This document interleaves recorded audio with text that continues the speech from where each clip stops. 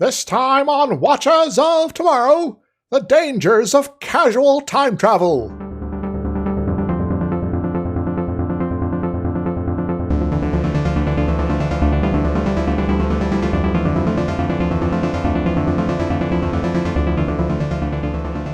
Oh no, there's someone cosplaying as sexy young Spock.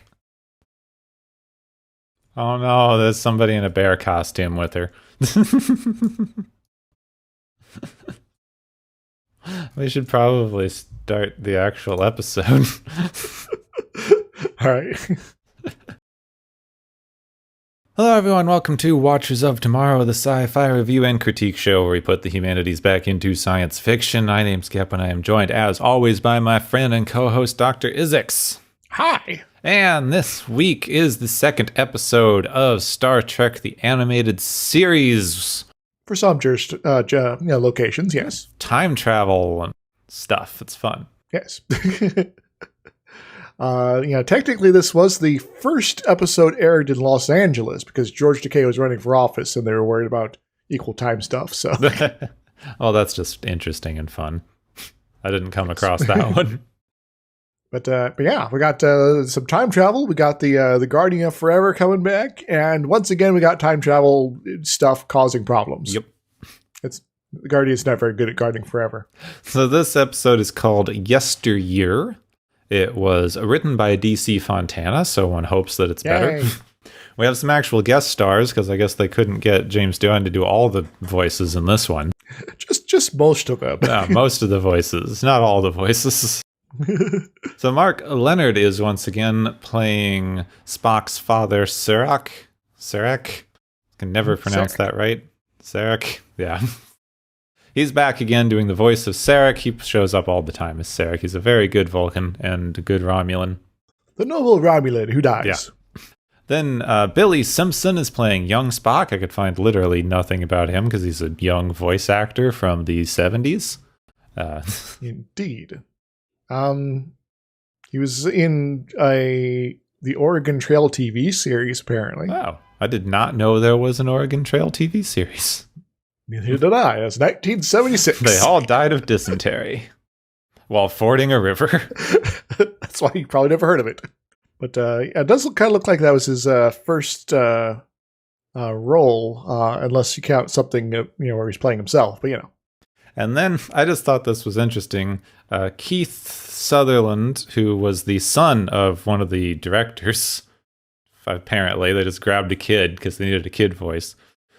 So I thought that was interesting, but also that they're credited as playing young Sepik, which made me think maybe Sepik was a character that I didn't remember. This was a reference to maybe, the guy that he's supposed to fight for the Pon Farr thing or something, but no, Sepik's never showed up before or since. Yeah. So I don't know why they're specifying young Sepik. To make sure you don't get him confused with septic tanks? I don't know. Yeah, I guess. It's just amusing. I was like, oh, is this a reference I missed? No, it's not. It could have been, but it's not. Maybe there'll be an old Sepik that shows up in Lower Decks or something like that.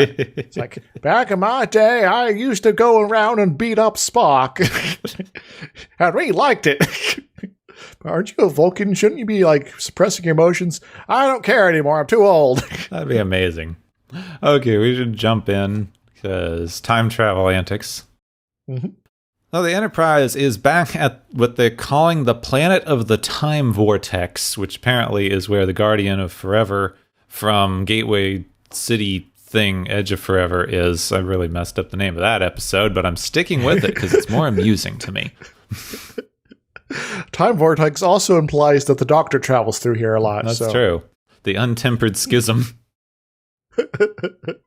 So they've been actually using the power of the Gateway Guardian Forever doodah, hole in the rock, to explore the history of the Federation and other related planets, apparently. Cool. I hope you're not going to change anything when you're back in time. So that's one of the interesting things we'll get to with this, because they don't, yes. Which is weird. Yes.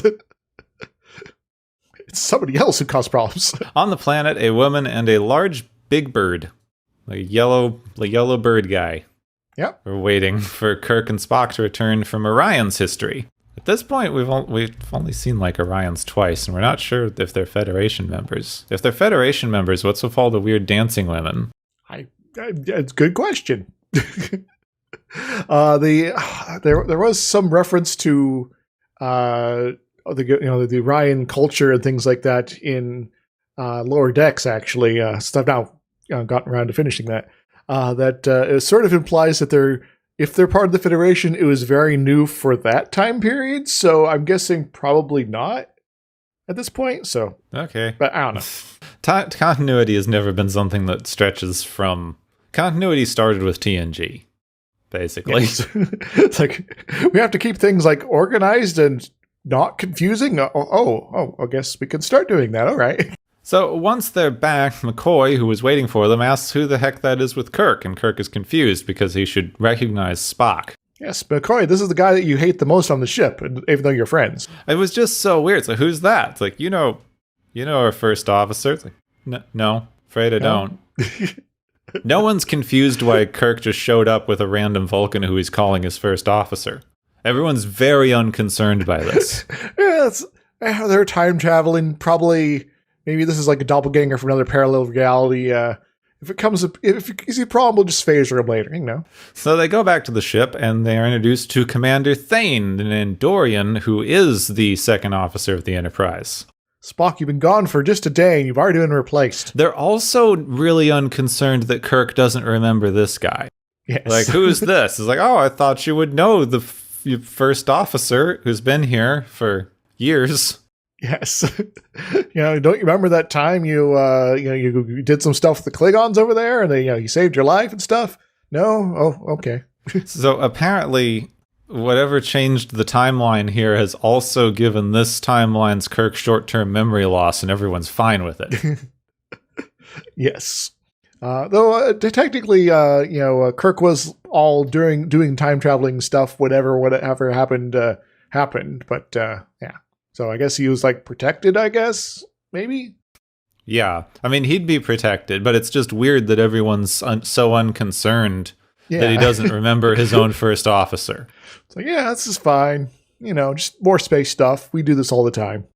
So the scientists on the planet look through their records to figure out what's going on. They can find no record of a Vulcan named Spock who ever served in Starfleet at all. They do have records on Sarek, the Vulcan ambassador, who has no son or wife, but did because his son, Spock, died at the age of 7 during a Vulcan something ritual. Yes, the special ritual of, go and not die and you become a man. Yeah, but he did die and didn't become a man. So that worked out, I guess. Whoops. So it turns out, as Kirk and Spock were exploring Orion, another team went to survey recent Vulcan history from about 30 years ago, and they did record Spock dying during his Kaswan, or manhood test thing. Yes. Spock remembers this, not the dying part, but that when he was a child, his distant cousin, who now he's pretty sure was himself, saved him from a wild animal attack. So that means that something has prevented Spock from going back in time because they looked at him in that one spot and he was already back in time elsewhere. They made the arbitrary decision to go to Orion and changed all of history because he was supposed to go back to Vulcan to save his young self. Yes. But he didn't because they thought Orion sounded cooler. Yeah, we don't go and investigate, learn anything about the Ryans of the original series very much, other than they're green and slave women and things like that. Let's go and investigate that, and with all that interesting stuff happened off screen, and well, I guess we have a plot now, so I guess we have to go follow that thread. Yeah, to fix this, now Spock decides he needs to go back to Vulcan's past all by himself to save himself.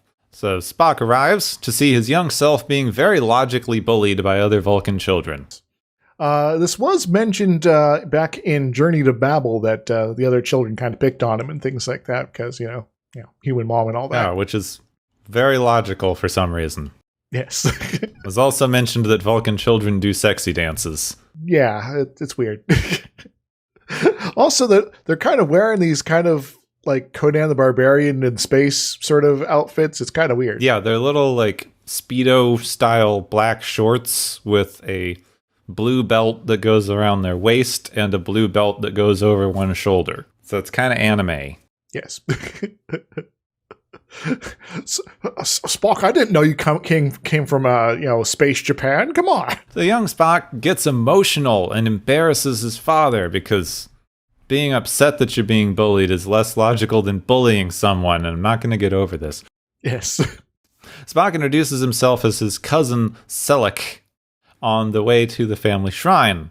Sarek invites him to stay with them for a few days because apparently the family shrine is really far away. So I guess it's a good thing. I guess they have like normal, like weird hospitality rules here. Like, oh, weird family member I don't remember and have never met or heard of. Stay a while. Yeah, you look similar enough to me, so that works out, Which is right? great. Many cultures do this. It probably works out well.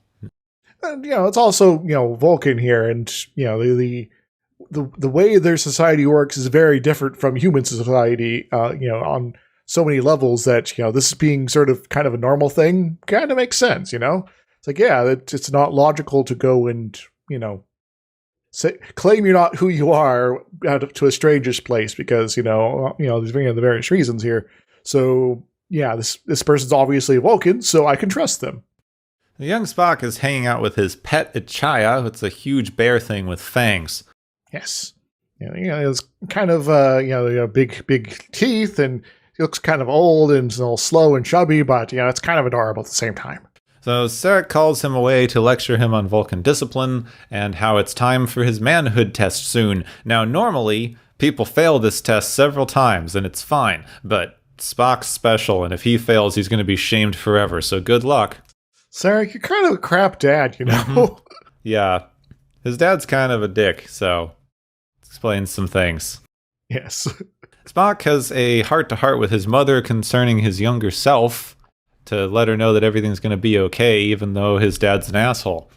She then says that the Kaswan is next month, not tomorrow, as Spock thought, which means that his time travel's gotten him a bit confused. So, is he early, or is there something else going on? That night, young Spock, who was nervous about the test, decides to go out to the desert alone to test himself before the test. Aha. Oh, so a practice test. I've done a few of those before in my time. Ichaya follows him, even though he tells him several times not to, because Ichaya is a badly trained whatever he is. And Spock sees himself leave and remembers that the time he almost died, which you'd think he'd remember, was not the time he did the manhood test, but his own stupid decision. Like, oh yeah, I did sneak out that one time. Now, I do kind of find it a little amusing that young Spock does call Chaya like, old and fat and things like that, because, it's like, I'm just going to insult you and try to make you go home, but it's not working because you don't speak, I guess, Vulcan. It's also interesting. I guess it makes sense that Spock has blotted out large sections of his childhood, because that's what happens when you have abusive parents. Indeed. So he doesn't remember what's going on well enough to save himself. Oh yeah, there was some crappiness back then. But next, I don't really want to remember. Oh yeah! So in the mountains, Ichaya has followed young Spock, and it's a good thing since he's now fighting off a large green cat thing. Spock runs in, neck pinches the battle cat, and saves young Spock from saber-tooth battle cat thingy. Wait a moment. Something's familiar about this battle cat. Yeah, it's got exactly the same colors. It's green with orange stripes. Yes. Also, it sounds like Godzilla. Battle cat plus Godzilla equals whatever this thing is. Spock talks to young Spock about how hard it is to have human and Vulcan blood, and that Vulcans can have emotions, but they use their logic to deal with their emotions. And reach serenity. Yeah, that whole, turbulence beneath and serenity up top sort of stuff there. Yeah, I don't know. This is dumb. Vulcan philosophy is dumb, but we'll get to that. Also, Ichaya is dying. Yeah. Oh no, Ichaya! Young Spock decides he must go to the city and find a healer because it's his responsibility, even though old Spock could do it easy. So, Spock stays and uses his mental powers to help Ichaya with the pain, while young Spock runs through the desert, fights some sort of snake plant thing. I kind of more just runs through it and it's fine. So then he finally reaches the healer's home. There's a very useless bit about the healer not trusting him because Spock one time played a practical joke, which is not a thing on Vulcan apparently, even though the kids are still dicks. But after very little convincing, the healer goes with him. So, yeah, there you go. So for Vulcan children, it's acceptable to bully each other and be kind of awful, but anything else is forbidden and, a bad sign, I guess. They reach a child, but it's too late. The healer can help him live longer, but he'll be in terrible, terrible agony, and young Spock has to decide what to do. So, young Spock, what you gonna do? Are you gonna be humane here, or are you gonna be, selfish in a weird way? He decides that he needs to go with the Vulcan way of doing things, and that he needs to euthanize his pet without feeling anything about it. A little awkward, but I guess that's probably the most ethical option. So the next day they return to Sarek. Young Spock runs off to show the bullies how Spock taught him to do a neck pinch, and Spock requests that Sarek try to understand his son better, which Sarek is very confused by. You're a crap dad, and you need to, actually listen to your son sometimes, and, and maybe come to some sort of, understanding so that you can teach him better than you are right now. And get on that, Sarek. Come on. Back at the Guardian, Spock returns to his normal time. Everyone knows who he is again. Kirk doesn't care that Spock's pet died. And they beam back to the ship where McCoy is racist to Spock about medical stuff. Damn it, McCoy. Even in the animated series. Spock tells him he's lucky he's not an Andorian, and it confuses him. Yeah, I think it would have been, even more, absurd if, McCoy's like, well, I might have preferred that, actually. Well, he goes, what? You're not an Andorian. He says, there's time will tell, Doctor. There's like a veiled threat in there at the end. So just you wait, Doctor. I'll turn into an Andorian one of these days. Your time will come. Yes. Are we going to address the big bird in the room? That there's new aliens that we've never seen before or since, and they just appear. Oh, they actually do show up later in the animated series. I'm pretty sure. Yeah, at least once. I think I'm seeing pictures. Yeah, but this is. I think the character's name was Alik Om or something like that. One of the historians. Yeah, and they're like a big bird person. We seem to be fighting a dragon in one of these pictures. So, dragon fighting a big bird. That'll happen later. I liked it. I mean, it's a very bird. Like, the more you watch animation, if you know anything about birds, the more you notice that they keep giving them teeth and beaks that move like lips, which is very off-putting. Yeah, but this is like beak here. Yeah, Just this beak. is an actual beak. It's proportioned right for the size of the bird. Works out pretty well, honestly. It's a very good bird alien design. Hooray! So I still liked this episode better than a lot of original series. Yeah, I'd say so as well. It's a sort of a bit of heart to it, and some interesting stuff.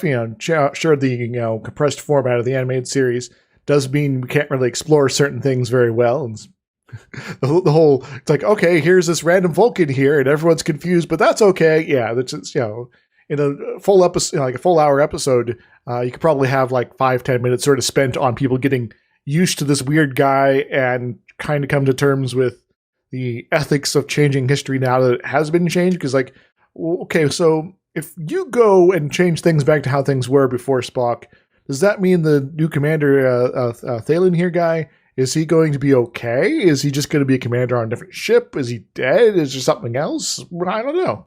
They don't know. But they do hand wave it because he goes, I might have a different life, but we are not prone to regret or something as a species, so it's fine. It's I don't really care. So we got some characterization for Andorians. Yeah, a little bit. Yeah. Yeah, time travel messing with my personal history. Yeah, that's fine, whatever. There's a couple of weird messages in this one. It's interesting to just look at. As the main one seems to be, don't be sad when you have to euthanize your pets. Which is a little awkward, as I mentioned before. It's there's this sort of the ethical thing to do in this situation, but it's okay to be sad, folks. Also, this episode is a pretty good representation of the time travel bootstrap paradox. A bit, yes. Because Spock knows that he needs to go back in time and save himself because he saw himself from going back in time to save himself, which is a weird circle, and information about that he knows about himself going back in time could only be known because he went back in time. And once again, I'm losing the game here. But I actually am kind of a fan of the bootstrap paradoxes if they're done pulled off pretty well. And this one's done pretty well here, I'd say. And the trying to break out of it causes everything to go sort of weird and things like that. And so the situation where you got a cause that is after the effect is a little weird to sort of wrap your head around. But as someone who's studied time, space-like time curves as much as I have, it does kind of make sense after a while. Well, the other thing that's interesting is, speaking of bootstraps, this could be read as a very sort of pull yourself up by your bootstraps individualist narrative, because Spock has to realize that he can save himself. It's like, okay, so young Spock here, you are being sort of put on this trial thing of sort of self-reliance, and older Spock, you are now also, being part of that self-reliance after a fashion. And so it all kind of combines together. Yeah, I can see it. Yeah, part of the thing is basically him having to get help to survive. But because in what they've posited, him needing help would make him weak, or at least weak in the eyes of others, they kind of are able to get around it and have it both ways, because he needs help, but he's getting help from himself that he learned from himself, because he taught himself how to do the Vulcan neck pinch, apparently. Yes. At least in that iteration of the timeline. Which means that the entire narrative can kind of be read as you need to be able to help yourself. It also smatters a little bit of a whole, like, don't worry, if your childhood is awful, it gets better sort of thing, which is not necessarily untrue, but it's still sort of, don't change anything. Don't actually try to improve your circumstances at all. Like, your dad's still an ass. Like, everything's just going to turn out okay. Well, I did like that Spock was like, yeah, Sarek, be less of an ass here, to sort of try to, I guess, offer up some change there, but it's kind of a token effort compared to the rest. So I also never quite noticed before, because this is one of the first times that they've tried to do much with Vulcan philosophy, aside from some very vague, hand-wavy, like, we're pacifists, but we'll still punch people. We're very, very logical, which means we don't have emotions, but also in a weird, like, very spiritual way. Because it's a very weird, we want to have, like, space monks, but we're claiming it's logic because that sounds better than spirituality, even though they're very spiritual about their logic. Yes. And I didn't really realize before just how much the Vulcan philosophy just lines up with really toxic ideas about modern American masculinity. Yep. You have to be stern and, and strong and, suppress your outward emotions so that you can always be that rock that everyone else around you was able to rely on. And that way you are able to command the world around you and everything will be good, right? See, everything is that. There's that as, like, the surface level of this thing. Their stated philosophy is very suppress your emotions. But everything that they even showed as their history and culture is that. Because it's just this like, weird, like, manly wet dream of the kids are all, like, dicks to each other to, like, weed out the weak, and everyone's fine with this. No one says that what the kids are doing is wrong, because they're trying to goad each other into being emotional, and the emotional outburst is the actual issue. Oh, it's just a test of their self-control, so yeah, we can allow them to be as awful to each other as possible. In fact, we should encourage it, because that way we'll be able to tell who is able to cope and who is not with our way of being things, and that kind of sucks. Yeah, because the kids are just, like, ripping into each other, and the only thing that they say is wrong with this is that Spock got emotional, which happens a lot. Like, how many times as a kid are you told to just ignore people who are picking on you. Oh, too often. I remember a few times myself. And then the weird manliness test of going out and having to survive on your own. This is something that people still say you should do. Like, this is a thing in certain cultures. There's like a like rite of passage ritual that everyone goes through, but we don't have that in America, really. It's not really part of our cultural context, but people keep trying to do stuff to claim that you're reclaiming this idea of like taking your kids out into nature, or that's why you're dragging your kids on horrible camping trips or some such. It's an idea that a lot of American masculinity stuff likes, even though we don't actually have it as something in our own culture, which gets it really muddled and can verge anywhere between like misguided attempts at bonding with your kid to like outright abusive. It's sort of we're doing this so that you could get this checkbox next to you, and then I don't have to worry about you, my son, not being manly enough going forward. And this will for sure solve all the problems that we might have as a father-son, relationship here. And that's all we have to do. And then nothing else we do is going to matter one way or the other. So I can continue to be a crappy dad in that case if I make sure that you go through this process. Yeah, congratulations, son. There's a very, very weird thing if you juxtapose like a culture that has a adulthood ceremony like that, where everyone in the culture knows that that's what you do. You're raised for it. You go through it usually as a group with other people around the same age, and you know that everyone in the culture has gone through it at some point. It's sort of a unifying thing that you know everyone's gone through. Whereas since our culture doesn't have that same idea, every family sort of winds up with their own individual one if they do it at all, and it just gets everything kind of muddled and confused. Like, you are a man now because I took you out and you killed a deer, or you are a man now because I taught you how to box, or you are a man now because you had a wild drinking party when you were 21. It's just very muddled and doesn't really have that same sort of everyone in the culture has gone through this and you just know that. It becomes a very mishmashed idea, and it just kind of confuses the masculine thing, because masculinity itself is a very confused, non-coherent idea in our society with a lot of contradictory elements. And part of that is because we don't actually have a cultural history that's consistent around it. There's I guess in some ways these whatever the singular item that is being used for this in a particular family or even potentially a town or region of the country is going to be very much reflective of the values of those people that are pushing this to be a thing, and given the, I guess, complex flux of how our society is just kind of in general in the United States, where there's a lot of very strong competing influences for what is the ideal for our people in our society. It kind of causes this weird that mishmash you mentioned there, and so and it just makes things worse and more confusing over time, because there's no sort of unified program here to say, no, this is just getting everything really awkward, and if we're going to do this should be the way to do it. But if we're otherwise, we should just not do it entirely, because it's probably just doing more harm than good here.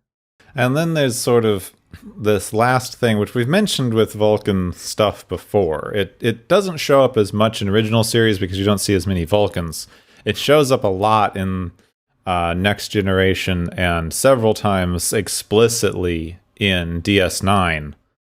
Where Vulcans are just assholes. And they definitely are being superior assholes to people around them. Oh, you should watch some Enterprise. It's like assholes all the way down. And it's contradictory with their stated emotionless, logical thing. But this is this thing that you get away with, especially in our modern culture.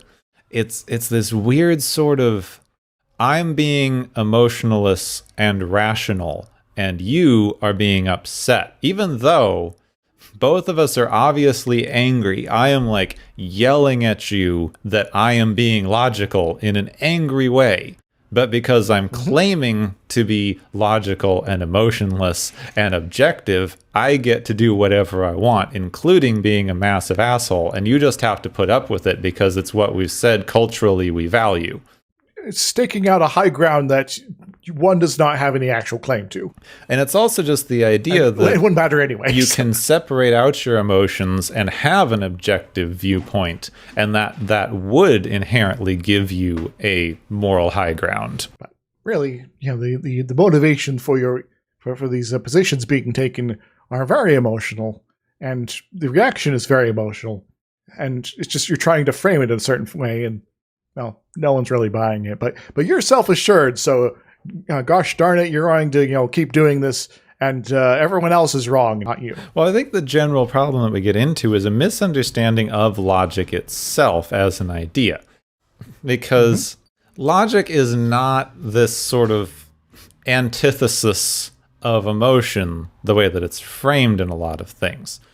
Logic is a framework of thinking about things that is commonly agreed on amongst a set of people in society to make it easier to talk about certain ideas. It's not it's not something that you do inherently. There's not a emotional side of you and a logical side of you. Logic is something that you learn as a way to talk about things with other people who are trying to work through things logically. Yeah, it's effectively a common language. It's like, okay, so there's these thought processes, these ways to sort of compare different ideas and how they interact.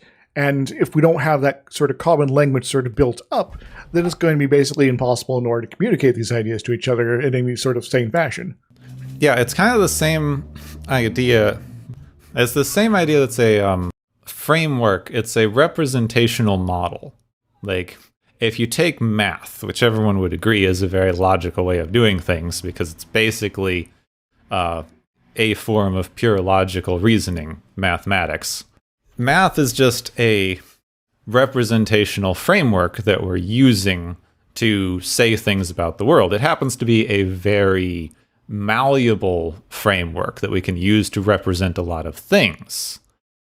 But it's not it's not an accurate measure of the world itself. It's an abstract representation of the world, and you can't use that to necessarily do a one-to-one. And thinking that you can runs into all kinds of problems. You have this common thing is well, of course, 1 + 1 = 2, and that's just logically proven. But it's logically proven within a set of rules that everyone's agreed on to make 1 + 1 = 2 mathematically. And those rules maintain consistency across all of mathematics, but only because we all agreed that they should in order to make the whole representational model function. Indeed. And if you are in a situation where you want that not to be true, you have to be pretty much very explicit, otherwise everyone's just going to get confused by you. Yeah, I remember years ago I was in a symbolic logic class, which is it's a way of representing logic with logical concepts with semi-mathematical symbols and letters instead of actual language. It's kind of a precursor thing to learning it for people who haven't also taken symbolic logic. I've not taken symbolic logic myself, but this is all the stuff with the U's and the weird sort of things comparing. It's this is an or sort of symbol, right? And one of the things that I remember a lot of people were getting hung up on it. I always remembered this because we're so bad at explaining to people how logic and philosophy function. You had word problems. They'd give you something if this is true, then these things, and then you'd have to basically translate the word problem into symbolic logic and run through your tables of what makes it true or not true. And anytime something in the statement was contradictory to how the world was, a lot of people got confused by it. They'd have a thing, it's if grass is purple, then the sun is green. And everyone would be like, but neither of those things is true, and also they would have nothing to do with each other. But that's not the point. We just stated for the purposes of this logical experiment that these two things are true and relational. Yeah, and when you're sort of building an example like that, the attachment to the real world doesn't necessarily have to be a thing, but the underlying underlying rules that you're using for the problem, that needs to be well understood already. Yeah, which is something that people keep messing up with in logical reasoning, and especially something like philosophy. Philosophy is a purely logical way of looking at concepts. It doesn't necessarily have anything to do with the world as it functions. You can say something like the Hobbesian idea of nature, which is explicitly untrue if you look at it anthropologically, but you can say, well, according to a Hobbesian viewpoint, everything in nature was like fine, and then this other thing happened in society and something changed. But like, it doesn't matter if that's historically accurate. It's just the way that you're using to go through this thought process logically. You're starting from a point that you're stating is the starting point and moving on from there, whether or not the starting point is actually historically true. Yeah, I also think I mixed up Hobbesian and Calvian in there, so ignore me. Oh, we get the general gist you're going for there. I guess that's also kind of, when it comes to having arguments or discussions with people, things like that, the not understanding those base assumptions with other folks can cause a lot of problems. Because if someone is very much of a framework where these are their assumed things to be true, and you come from a world where that's not the case, that could be a situation where you try to come to terms on something important where that's relevant, where suddenly you're like, okay, so we're not able to communicate anymore because we haven't stated our initial assumptions about the situation. Which has always been a little bit of my problem with the way that they represent Vulcan logic in these shows, because they never state what their core starting points are for their logical reasoning. Indeed. Because like, you always need something.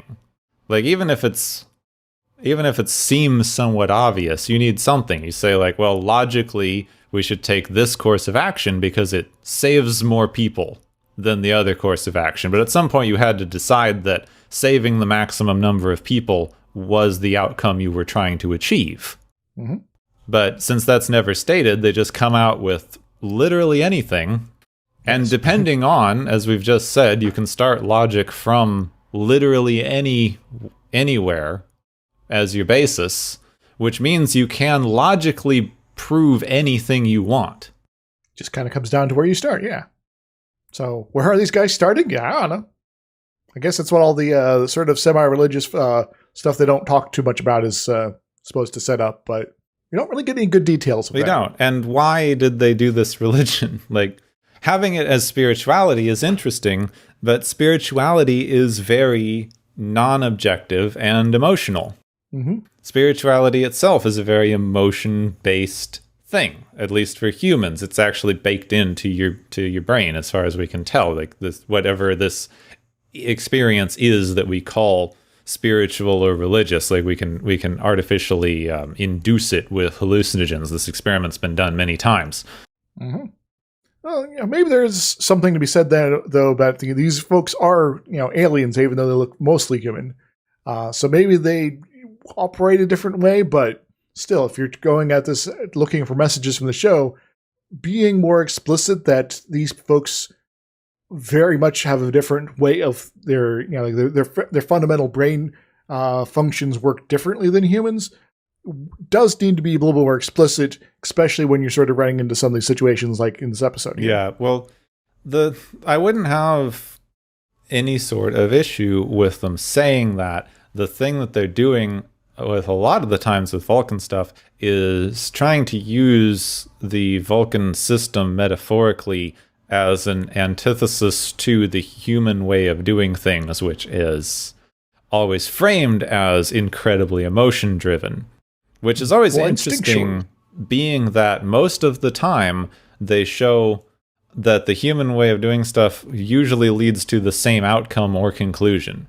Well, here's maybe a thought. maybe to Vulcans, their instinct is that sort of basic common language of starting place of their logic system for the most part, and they don't understand that the instincts of other folks are just kind of radically different. And they're like, okay, so these are the things that we instinctively know are true, and that's where we base all of our thought processes from. While other, these alien creatures are like, oh, they just kind of get a feeling and then just kind of go with it. What? Well, what's interesting is maybe there's something there. That's the basis of all of our logical thinking as humans. You have to start somewhere. And if you're just trying to be objective, which I've seen people do in arguments, they try to be objective, but you're still starting from your own personal biases, which are usually emotional.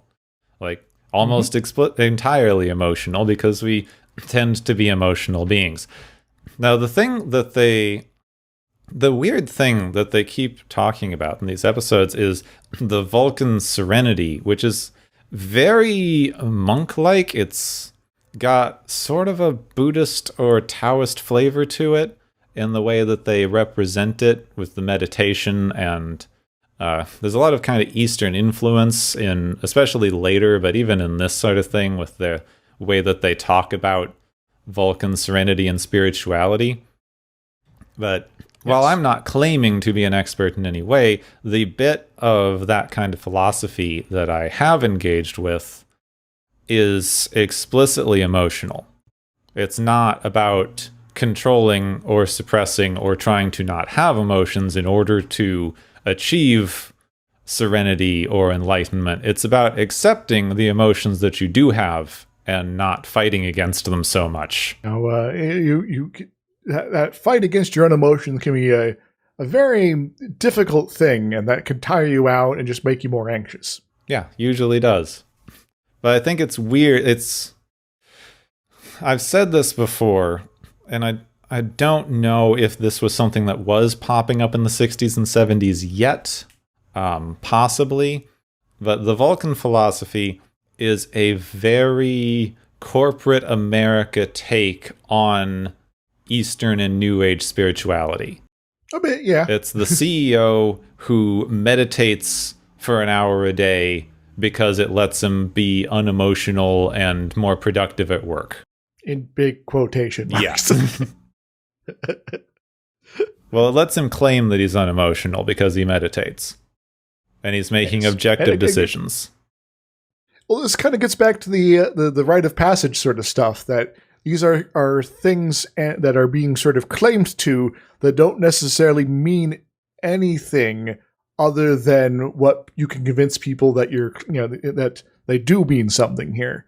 Perhaps Vulcan logic is just a big scam that it's like everyone just kind of in on it and everyone's just fine with it. Well, yeah, they explicitly stated that the rite of passage was kept because they decided that if they didn't keep some of their old warrior traditions, they would become weak as a species.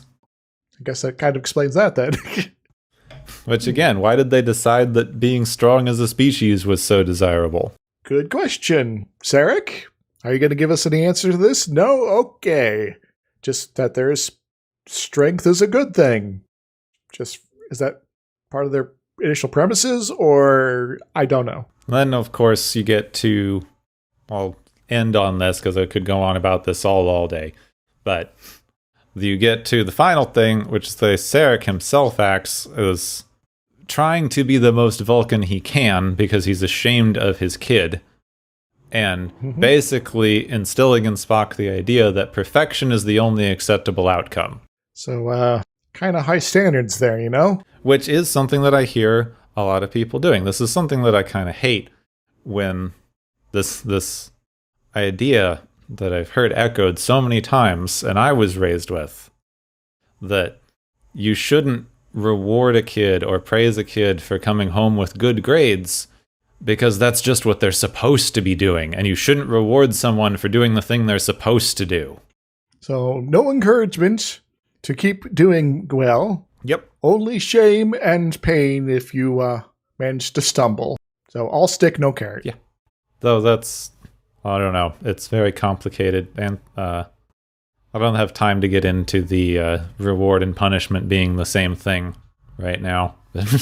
Well, yeah, we have had previously on the Omega Geek, and that's sort of their wheelhouse here, but also the other thing I wanted to sort of touch upon is something that they've done a video about, sort of explicitly, but from a different sort of kids show sort of thing, encountering death. Ah, yes. Dun dun dun. Because sort of the climax of this is Ichaya, however you pronounce it, dying, and young Spock having to sort of come to terms with that. Even if there's maybe some questionableness about how he's doing that or how he's being encouraged to do it, it's still sort of this is something that this kid has to face, and it might be different than how it is going to be for you human children here. But it is something that you should be sort of aware about, and able to sort of understand that this is a thing in the world. And it is kind of a brave thing for that to have been in the show here. In fact, like there's a TV execs that are like, "Now you need to take this out," and DC Fontana was like, "No, this is important. We're keeping this in," and eventually got our way on that. And I kind of appreciate that we're able to put their stick lib out, get on the limb there. Yeah. It's a little ridiculous that they would say you're not allowed to show a kid dealing with the death of a pet on television. Yeah. It's like, kids have pets. Some of them die. And, having, something that they can sort of watch on TV and be like, oh, so this is something that, if their pet's still alive, it's like, maybe this is something I need to sort of prepare myself for at some point.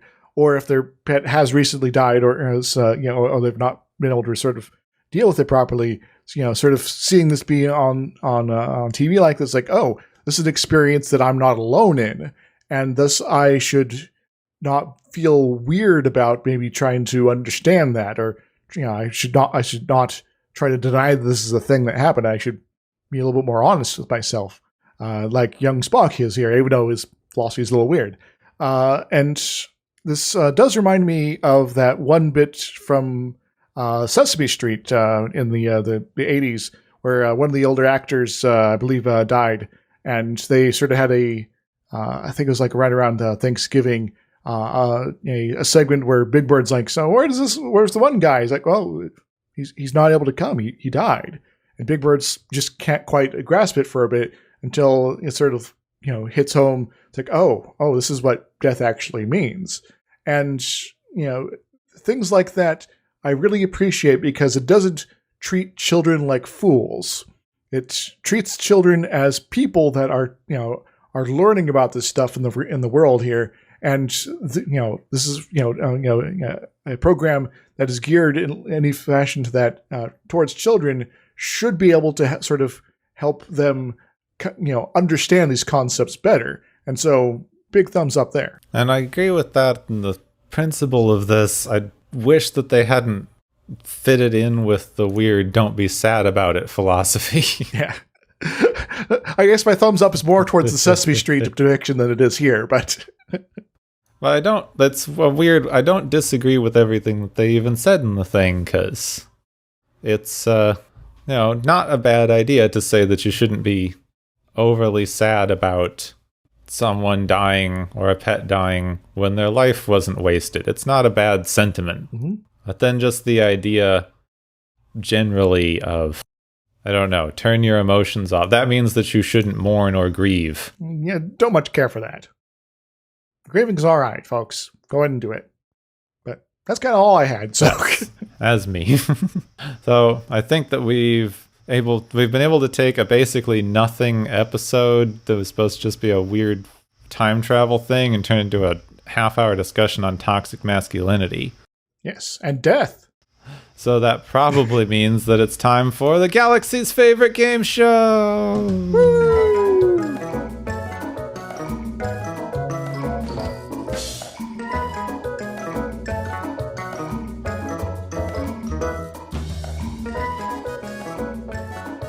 Hey everybody, welcome back to the Galaxy's Favorite Game Show, where we're still quite animated here. This is kind of freaking me out here. I look at my hands and there's like lines drawn around my fingers. It's all sorts of weird. How about you, Gepin? Are you as animated as I am? You're not cell shaded? I'm getting cell shaded.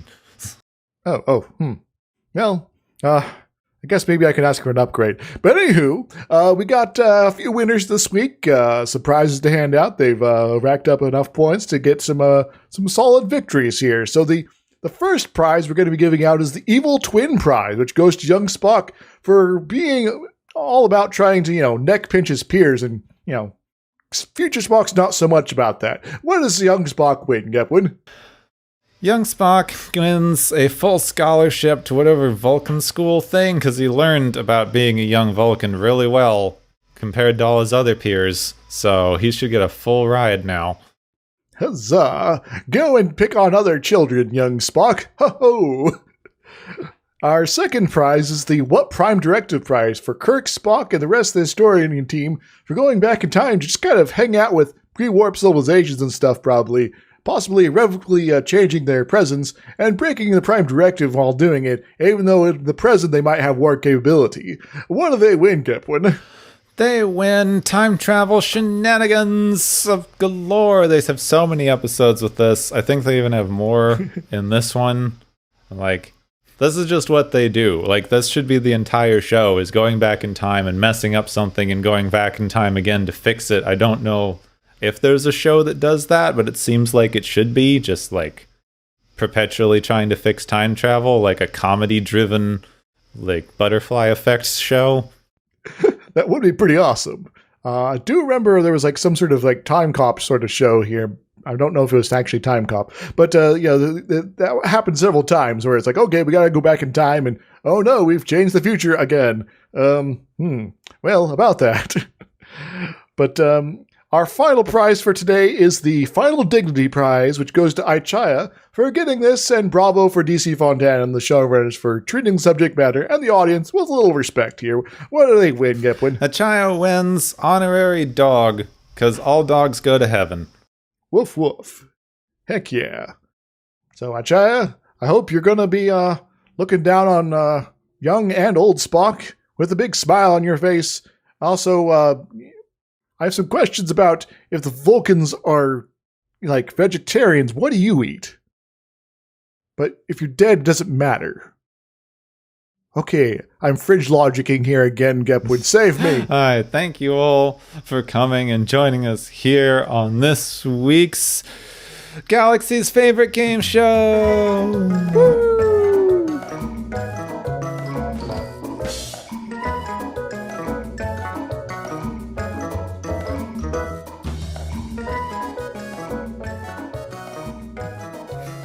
Got the name of my own segment for a second there. It happens. Don't worry about it. All right, next week sounds straightforward. Pretty straightforward. Sort of it's right there at the title kind of thing. One of our planets is missing. Whoops. which I swear was... Isn't that also one of the Doctor Who finales? Yeah, I was actually going to say, it's did the Daleks steal this one as well? Are they on the Medusa Cascade or whatever the heck it was, and plotting to annihilate the universe everywhere else except where they're at? And are we going to have to worry about that right now, or is this something else? Maybe. Giant cloud consumes planets in its path. Okay, that's more like a doomsday weapon, but cloud formed. Oh, Robert Wesley. Huh. Starfleet officer Robert Wesley. I wonder if there's any relation. Robert Wesley. Robert of Wesley. Now I'm just curious. Is this supposed to be one of Wesley Crusher's ancestors? Is this where they got this from? I don't know. Oh, wait. He was in original series as a real person. I forgot. Oh yeah, there's just so many random Commodores here. It's easy to get them confused. Commodore Wesley commanded the USS Lexington. Okay, was among the battle group from the M5 war games when they had the ultimate computer. Huh. Returned. Doesn't seem... Now voiced. by James Doohan. I don't know. I mean, the name's just similar. It would be a like last name, first name issue, but I wonder if that's who Wesley Crusher's named after. Potentially. No information, but it could be a fun tribute. Beverly Crusher also has some weird naming issues, but the less we talk about Sub Rosa for now, probably the better. Okay, so next week we've got one of our planets is missing, which I don't know much about. It sounds like it's going to be more of the same, though. Big energy clouds, mind meld. I'm getting that the immunity syndrome sort of feel here. Yeah, let's see. It looks like they just get it to go away. That's fun. No antimatter explosions. Yeah, looks like they just talk to it and it leaves. Oh, I didn't know these were your planets. Interesting. The book Trek Navigator calls this one of the best shows the animated Star Trek spin-off has to offer. Oh, so I guess that 6.6 out of 10 rating here on IMDb is probably either a good sign or a bad sign. Well, it's a bad sign if it's accurate, because that means that the best that this show has to offer is a 6 out of 10. Which, judging from what I've seen so far, I would believe.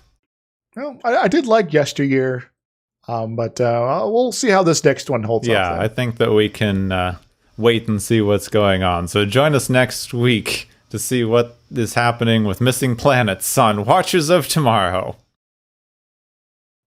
Next time on Watchers of Tomorrow, we lose planet. Uh-oh.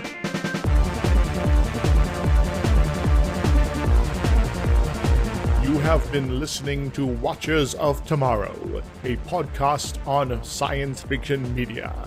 Find and follow Watchers of Tomorrow on Podbean, YouTube, Spotify, iTunes, Google Play, Stitcher, Pocket Cast, Spreader, Digital Podcast, and perhaps many more to come. If you enjoy our podcast, make sure to subscribe for more. And where possible, make sure to rate your experience or leave us a review. You may find Gepwin on youtube.com/Gepwin and Twitter @Gepwin. You may find me, Dr. Isix, on youtube.com/Dr. Isix and Twitter @IsixLP. Music is Waveform and Mori's Principle, both by DRKRN. You can also check out the Watchers of Tomorrow Discord channel. Make sure to share the experience with your friends, family, enemies, and alien overlords. If you feel you are suffering from transporter syndrome, please be aware that the next time you step off the transporter, that you, that is now, no longer exists.